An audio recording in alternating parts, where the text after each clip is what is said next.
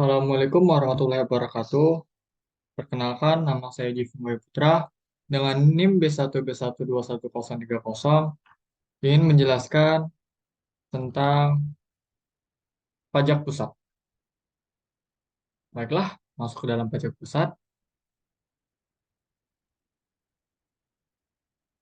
Pajak bukanlah sesuatu yang asing lagi di telinga kalangan umum.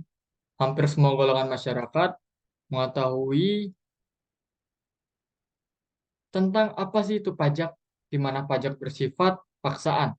Sehingga tidak heran jika gambaran yang mengerikan di benak masyarakat akan muncul ketika menyebut kata pajak.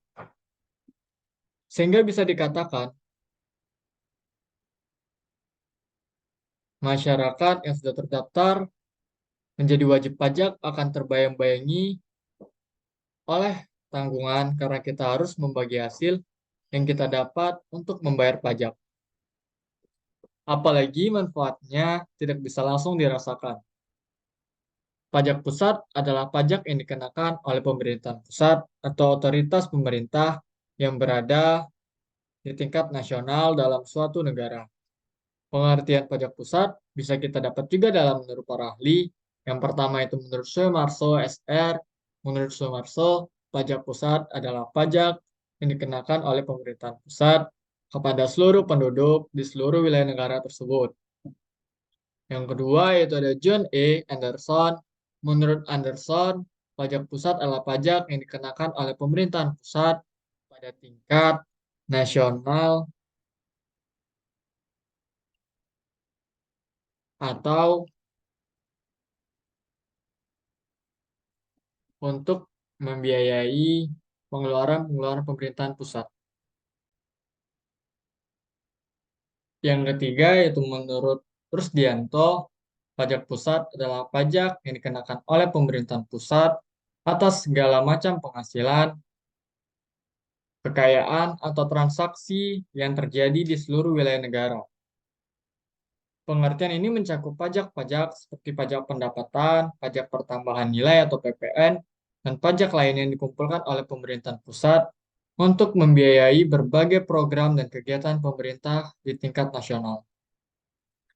Dapat disimpulkan bahwa pajak pusat adalah pajak yang dikelola dan diperuntukkan untuk penerimaan pusat atau pemerintah nasional suatu negara. Pajak ini biasanya digunakan untuk mendanai berbagai program dan layanan pemerintah yang bersifat nasional, yaitu pertahanan, infrastruktur, pendidikan, dan layanan sosial. Slide selanjutnya yaitu ada jenis pajak pusat. Yang pertama ada pajak penghasilan atau PPH, adalah yang dikenakan kepada orang pribadi atau badan atas penghasilan yang diterima atau diperoleh dalam suatu tahun pajak. Yang dimaksud dengan penghasilan adalah setiap tambahan kemampuan ekonomis yang diterima atau diperoleh wajib pajak, baik yang berasal dari Indonesia maupun dari luar Indonesia, yang dapat dipakai untuk dikonsumsi atau untuk menambah kekayaan wajib pajak yang bersangkutan dengan nama dan dalam bentuk apapun. Dengan demikian, maka penghasilan itu dapat berupa keuntungan usaha, gaji, honorarium, hadiah, dan lain sebagainya. Yang kedua itu ada pajak pertambahan PPN, adalah pajak yang dikenakan atas konsumsi barang kena pajak atau jasa kena pajak di dalam daerah kepabean atau dalam wilayah Indonesia. Orang pribadi, perusahaan, maupun pemerintah yang mengkonsumsi barang kena pajak atau jasa kena pajak dikenakan PPN. Pada dasarnya, setiap barang dan jasa adalah barang kena pajak atau jasa kena pajak, kecuali ditentukan lain oleh Undang-Undang PPN. Yang ketiga itu pajak penjualan atas barang mewah atau PPNBM. Selain dikenakan PPN atas pengkonsumsian barang kena pajak tertentu yang tergolong mewah, juga dikenakan PPNBM yang dimaksud dengan barang kena pajak yang tergolong mewah adalah barang tersebut bukan merupakan barang kebutuhan pokok atau barang tersebut dikonsumsi oleh masyarakat tertentu atau pada umumnya barang tersebut dikonsumsi oleh masyarakat berpenghasilan tinggi atau barang tersebut dikonsumsi untuk menunjukkan status atau juga apabila dikonsumsi dapat merusak kesehatan dan moral masyarakat serta mengganggu ketertiban masyarakat. Yang keempat, ada pajak bumi dan bangunan atau PBB, adalah pajak yang dikenakan atas kepemilikan atau pemanfaatan tanah dan atau pembangunan. PBB merupakan pajak pusat, namun demikian hampir seluruh realisasi penerimaan PBB diserahkan kepada pemerintah daerah, baik provinsi maupun kabupaten atau kota. Mulai 1 Januari 2014, PBB pedesaan dan perkotaan merupakan pajak daerah. Untuk PBB perkebunan perhutanan, pertambangan masih tetap merupakan pajak pusat. Yang kelima itu ada pajak karbon. Pajak karbon adalah pajak yang dikenakan atas emisi karbon yang memberikan dampak negatif bagi lingkungan hidup. Peraturan mengenai pajak karbon diatur dalam Undang-Undang Harmonisasi Peraturan Perpajakan atau HPP yang disahkan pada 7 Oktober 2021. Yang keenam yaitu ada pajak biaya materai, adalah pajak yang dikenakan atas pemanfaatan dokumen seperti surat perjanjian, akta notaris, serta kwitansi pembayaran, surat berharga, dan efek yang memuat jumlah uang atau nominal di atas jumlah tertentu sesuai dengan ketentuan. Selanjutnya yaitu cara pemungutan pajak pusat. Sebelum mengetahui cara pemungutan pajak pusat, bisa kita lihat bahwa di Indonesia berlaku 3 jenis sistem pemungutan pajak, yaitu yang pertama ada self-assessment system, yang kedua ada official assessment system, yang ketiga ada withholding system pasif. Baiklah, penjelasan yang pertama yaitu self-assessment system merupakan sistem pemungutan pajak yang membebankan penentuan besaran pajak yang perlu dibayarkan oleh wajib pajak yang bersangkutan. Dengan kata lain, wajib pajak merupakan pihak yang berperan aktif dalam menghitung, membayar, dan melaporkan besaran pajaknya ke kantor pelayanan pajak atau KPP atau melalui sistem administrasi online yang sudah dibuat oleh pemerintah. Peran pemerintah dalam sistem pemungutan pajak ini adalah sebagai pengawas dari para wajib pajak. Self-assessment system diterapkan pada jenis pajak pusat, contohnya adalah jenis pajak PPN atau PPH.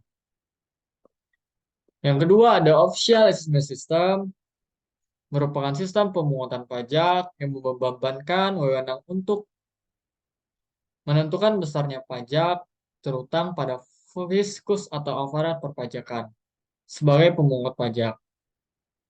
Dalam sistem pemungut pajak, official assessment, wajib pajak bersifat pasif dan pajak terutang baru ada setelah dikeluarkannya surat ketetapan pajak oleh fiskus.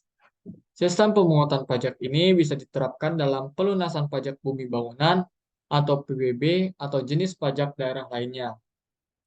Yang ketiga ada withholding system. Pada withholding system, besaran pajak dihitung oleh pihak ketiga yang bukan wajib pajak dan bukan juga para pajak atau fiskus. Contoh withholding system adalah pemotongan penghasilan karyawan yang dilakukan oleh bendahara instansi terkait.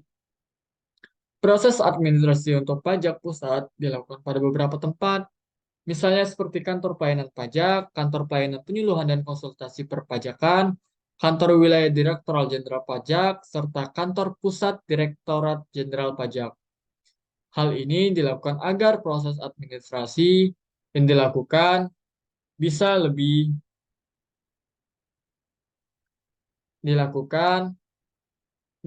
mudah dan lebih praktis karena dapat diselesaikan dalam satu area saja. Berikut adalah data dari Badan Pusat Statistik mengenai jumlah pajak yang masuk ke pendapatan negara di tahun dari 2021 sampai 2003. Baiklah, masuk dalam kesimpulan, pajak pusat merupakan jenis pajak yang dikenakan oleh pemerintahan pusat atau otoritas pemerintahan yang berada di tingkat nasional dalam suatu negara. Pajak ini biasanya digunakan untuk mendanai berbagai program dan layanan pemerintah yang bersifat nasional, yaitu pertahanan, infrastruktur, pendidikan, dan layanan sosial. Pajak pusat mempunyai jenis-jenis, yaitu yang pertama pajak penghasilan atau PPH, yang kedua pajak pertambahan nilai atau PPN, yang tiga pajak penjualan atas barang mewah atau PPNBM, yang keempat ada pajak bumi dan bangunan atau PBB tertentu, yang kelima ada pajak karbon, dan yang terakhir ada bea materai. Dan di Indonesia berlaku tiga jenis sistem pemungutan pajak, yang pertama self-assessment system, yang kedua official assessment system, yang terakhir ada withholding system. Proses administrasi untuk pajak pusat dilakukan pada beberapa tempat, misalnya seperti kantor pelayanan pajak, kantor pelayanan penyuluhan dan konsultasi perpajakan, kantor wilayah Direktorat Jenderal Pajak, serta kantor pusat Direktorat Jenderal Pajak. Saran saya, pemerintah perlu mengoptimalkan sistem pemungutan pajak melalui digitalisasi dan pemanfaatan teknologi. Hal ini dapat membantu dalam pengumpulan data lebih efisien, mengurangi kemungkinan terjadinya kecurangan, dan mempermudah pelaporan dan pembayaran pajak. Harus melakukan edukasi kepada wajib pajak mengenai pentingnya membayar pajak dan manfaatnya bagi pembangunan negara. Dengan pemahaman yang baik, diharapkan wajib pajak lebih termotivasi untuk memenuhi kewajibannya. Juga harus adanya peringatan kepatuhan wajib pajak melalui sistem pengawasan yang lebih ketat.